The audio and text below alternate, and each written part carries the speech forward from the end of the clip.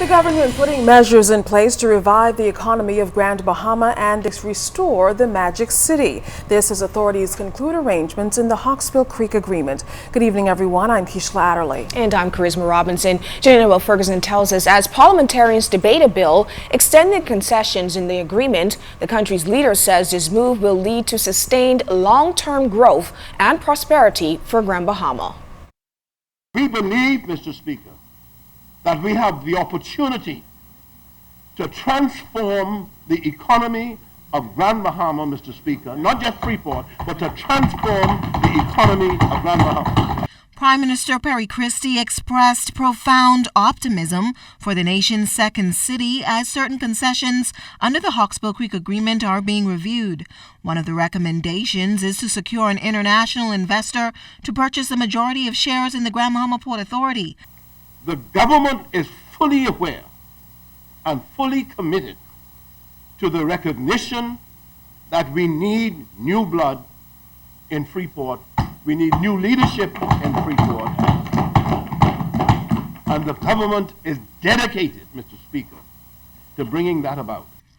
But as new leadership is being considered for the Port Authority, Central Grand Bahama MP Nico Grant said the government should proceed with caution. Anybody who's been an executive in a meaningful role in the past that has led to Freeport being where it is should not be a part of the new investment group. Grant disclosed that this precursor should be included as past investors have not had the best interests of Grand Bahamians. A new leadership of the port will undoubtedly reshape the economic landscape for Grand Bahama that Mr. Christie says has been suffering for quite some time. He announced several projects in the pipeline for the nation's second city, including a new cruise port, new investments in West End, the modernization of the airport, and expansion of the Freeport container port.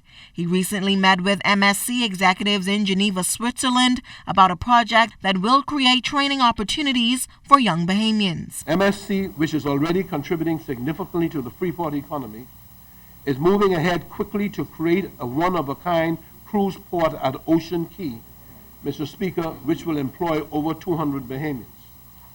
Mr. Speaker, it will clean up what is now a derelict dump and turn the island and its surroundings into an environmentally sound and pleasant resort, which environmentalists should applaud.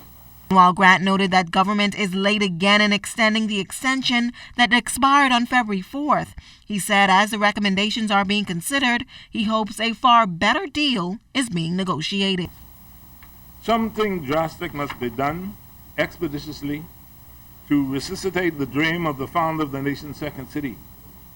Freeport has just about lost its second city status. We cannot allow it to shiver and die. Janelle Ferguson, ZNS Network News.